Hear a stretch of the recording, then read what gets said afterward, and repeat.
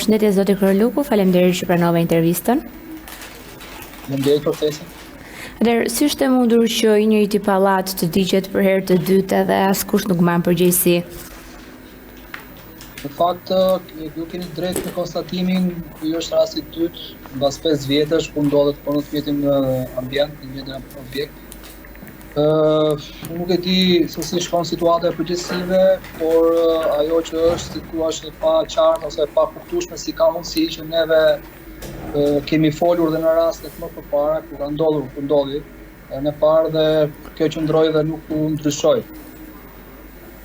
Unë do ta mendoja që kjo do ishte më shumë një neglizhencë, po themi nga ana informacionit ose të mbuljes teknike për shkak të problematikës që mund pasonte, ose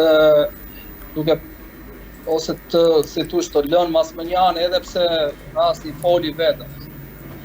Por ja që këtu jemi dhe jemi para këtij fakti sot. Kush i ka certifikuar materialet e ndërtimit edhe pse rezultojnë jashtë standardeve?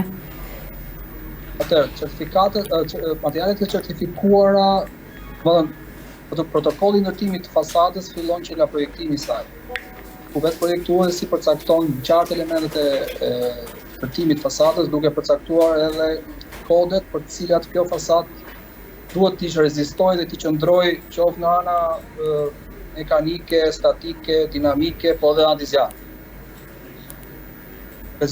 Funksion të këtyre rezultateve të gjithë kompanitë e ndërtimit mbas apo nën kontraktores që mund të jenë pas kompanisë kryesore, siç është ajo që ka lejen e ndërtimit, duhet të respektojnë pikërisht këto materiale, këto certifikate, këto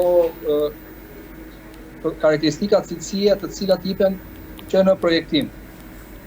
Tash unë nuk di më të thënë qartë, nuk ka munguar informacioni gjatë fazës projektimit, a këto protokolle nuk janë parë me rigorozitet, të pasur kujdes gjatë kohës zbatimit, jam i paqartë dhe pa mundur për ta vënë duke.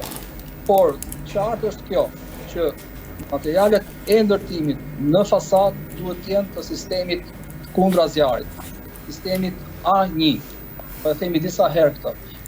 Mund të ketë certifikata produktesh pafund, por mund të jenë certifikata të klaseve të ndryshme të zjarrit ku nuk ka nevojë të jenë kaq shumë të rezistente për shkak të ambientit apo vendit ku ndodhet, po themi, ky material, për çfarë pune po kërkohet.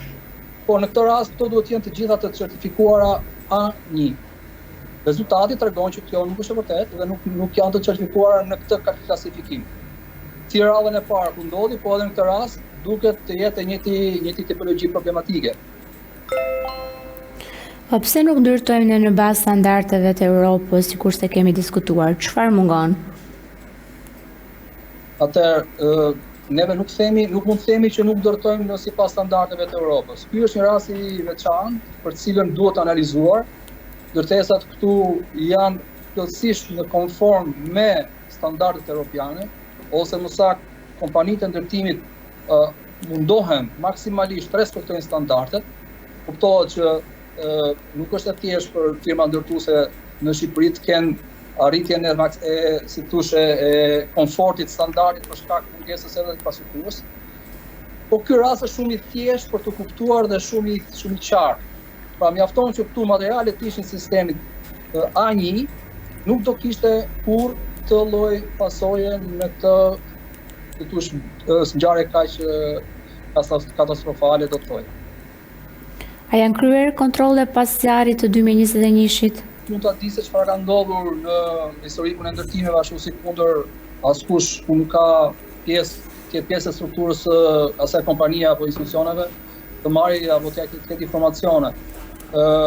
Certifikimet po themi e ndërtesës bëhet nga institucioni i bashkisë. Pra është institucioni i bashkisë që fund të parë pas aktit të kolaudimit që përgatitet nga një vlerësues dhe ekspert privat, vendos certifikimin e objektit duke lënë atë të shfrytzueshëm nga banorët. Sa ndërtesa të tjera në Tiranë mund të kenë të njëjtin problem dhe presin të digjen? Presojmë që nuk ka, edhe nuk do ketë, megjithatë, sipas informacionit ose sipas asaj që unë perceptoj dhe nga ndjekja këtyre objekteve që nga momenti i parë për vite në treg përsi, nuk janë kjo është ky rast, nuk jetë një rast tjetër që duhet të pat kujdes dhe nuk ka raste tjera për shkak se si thua që në vitin 2021 ku ky ndodhi për herë të parë, ky objekt, produktet u kontrolluan dhe pati në treg, pati një si thosh dyshim dhe nuk u mbajt më si produkt kryesor në izolimin e fasadeve. Cila është harta gjeografike nëse ka një evidentim ose firma që punojnë me cilësi dhe ato që i kryejnë pa cilësi, a ka një auditim të përgjithshëm për objektet me risk të lartë nga zjarri? Me sa di unë nuk ka të tjerë. Me sa jam djeni unë nuk ka një hartë risku ku disa objektet janë më vulnerabël nga të tjera. Është koha për të bërë kjo nisëm, jam shumë dakord me ju që gjithni në diskutim.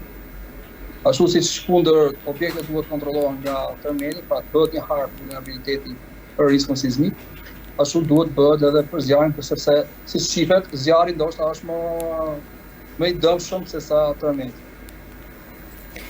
A kemi të bëjmë me një neglizhencë totale pse duhet të ndodhë një tragjedi që institucionet të reagojnë? A do të kishte reagim nëse do të kishte viktima? Që në 2021 ishin dhe pastaj tani. Patjetër, nëse do kishte viktima në 2021, reagimi do ishte, besoj, në perceptimin tim do ishte më i fortë dhe më i dukshëm. Pra do ishte një ngjarje ndoshta më e parandaluar që ndodhi dje. Shumë faleminderit për intervistën. Faleminderit juve. Të uroj një ditë të mbarë, mirupafshim. Mirupafshim.